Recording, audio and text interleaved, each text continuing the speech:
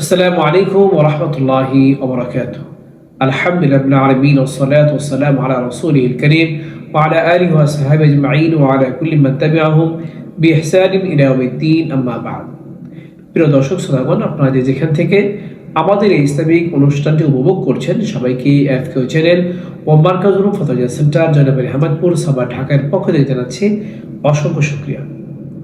গোলাম রাব্বি গাইবান্ধা থেকে প্রশ্ন করেছে। তার প্রশ্ন হলো, স্ত্রী স্বেচ্ছায় মোহর মাফ করে দিলে কি পুনরায় তা কি সে দাবি করতে পারবে, নাকি মাফ করে দেওয়ার পর আর কখনো দাবি করতে পারবে না? বিষয়টি জানালে অনেক খুশি হব। গোলাম রাব্বিকে এই প্রশ্নটি করার জন্য অসংখ্য ধন্যবাদ। তার প্রশ্ন উত্তর হলো, মোহর এটি হচ্ছে স্ত্রীর একমাত্র হক। সেটি সে চাইলে দাবিও করে আদায় করে নিতে পারে, আর যদি চায় সেটি ক্ষমাও করে দিতে পারে। তবে যদি কখনো স্বেচ্ছায় সজ্ঞানে সন্তুষ্ট চিত্তে স্বামীকে মোহর মাফ করে দেয়, মোহরনামা কাবিননামা মাফ করে দেয়, তাহলে সেটি আর কখনোই সে দাবি করতে পারবে না। যদিও অনেক জায়গায় দাবি করে স্বামী থেকে জোর করে নেওয়া হয়, তবে এটি অন্যায় হবে। কেননা এটি তার একান্ত হক, সেটি সে মাফই করবে কেন, আর নতুন করে সে দাবি করবে কেন?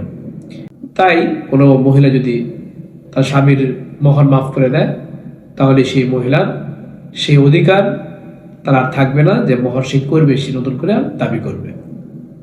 এই জন্য মহিলাদের সতর্ক থাকতে হবে, স্ত্রীকে সতর্ক থাকতে হবে যে আবেগের বশীভূত হয়ে যেন তারা মোহর মাফ করে না দেয়। হ্যাঁ, যদি মাফ করে দেয় তাহলে সেটা আর নতুন করে যেন দাবিও না করে।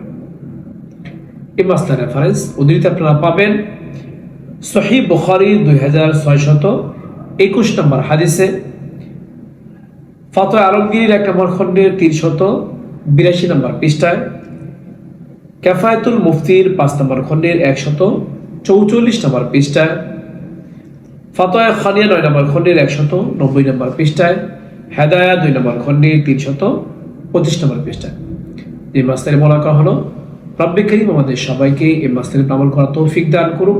এরকম গুরুত্বপূর্ণ ইসলামিক প্রশ্ন উত্তর জানতে চাইলে অবশ্যই আমাদের ইউটিউব চ্যানেলটি এখন যারা সাবস্ক্রাইব করেনি, সাবস্ক্রাইব করে নেবেন। আমাদের ভিডিওটি ভালো লাগলে দ্বীনি খাতিরে লাইক ও শেয়ার করবেন।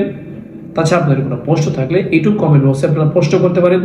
এর পাশাপাশি আমাদের একটি এফকিউ নামে ফেসবুক পেজ রয়েছে, সেখানে গিয়ে ফলো রাখতে আমাদের পাশে থাকতে পারেন।